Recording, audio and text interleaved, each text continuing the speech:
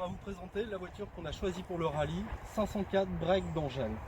Alors ce qui a motivé le choix, c'est vraiment la première édition, partir avec une voiture qui avait besoin de très peu de modifications pour pouvoir participer.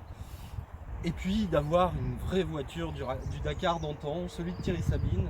Celle-ci a participé au Dakar entre eux, alors pas celle-ci, mais ses consoeurs ont participé au Dakar entre 82 et 96, souvent renforcés par d'Angèle. Toutefois, c'est vraiment un véhicule qui a fait le Dakar. Je vais vous montrer un petit peu le bestiau. Aujourd'hui, on est en mode très allégé dedans. Il y a du travail encore à faire dessus et puis aucun aménagement. Par contre, vous allez pouvoir vous rendre compte de l'ampleur de la place qu'on a, justement pour emmener tout et pour emmener tout optimisé. On va enlever la galerie, on va partir le plus léger possible. Je vais vous emmener voir le poste de pilotage depuis le côté copilote.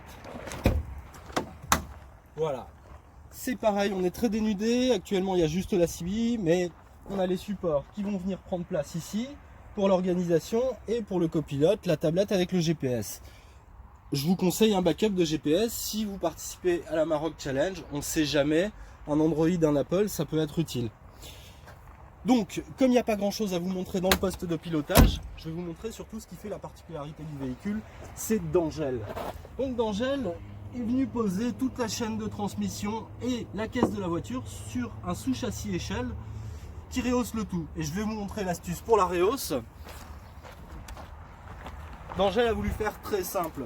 Il a sorti la banque de pièces Peugeot, il a dit à ses ingénieurs, bon évidemment il avait fait des prototypes, mais il a dit à ses ingénieurs, vous allez utiliser ça. Ils ont retourné les trompettes de pont du break, du coup ils ont mis les supports au-dessus, et ce qui nous offre une rehausse d'une vingtaine de centimètres d'origine. À l'avant ils ont procédé un petit peu différemment, la géométrie a été modifiée, et on a des jambes de force qui sont rallongées pour pouvoir augmenter la garde au sol.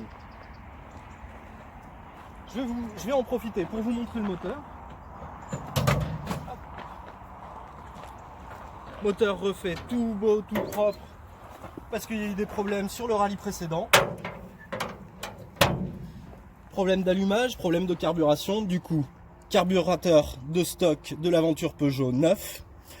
J'ai cédé à l'allumage électronique cartographié et on a gagné en souplesse. Ensuite, on a changé le faisceau d'allumage, pompe à essence, l'alternateur est neuf, pompe à eau débrayable pour avoir un ventilateur qui ne soit pas en prise en permanence, radiateur neuf et puis quelques bricoles. Je vais faire tourner la bête, mais je vous explique en quelques mots. Le choix du véhicule, c'est vraiment le feeling et l'envie. Ceci étant, on tombe bien, on tombe dans la catégorie C4, berline 4 roues motrices de plus de 1600 cm3, et ça nous permet de vraiment imaginer pouvoir aller au bout avec, je dirais, des espoirs de résultats. Nos concurrents, ce sont des Audi 80, des Audi 100, évidemment des Quattro, des Subaru Impreza en 4 roues motrices, mais on n'est pas sur la même garde au sol, on n'est pas sur les mêmes technologies de différentiel, et la particularité de celle-ci, ce qui en fait aussi sa rareté, je vous laisse vous approcher. On revient dans l'habitacle. La réserve de motricité, elle est ici. Une gamme courte, ce qui est rare je pense sur les Audi et les Subaru, et un blocage du différentiel central. Au passage, Audrey va vous montrer les pneus et je vous allume le moteur.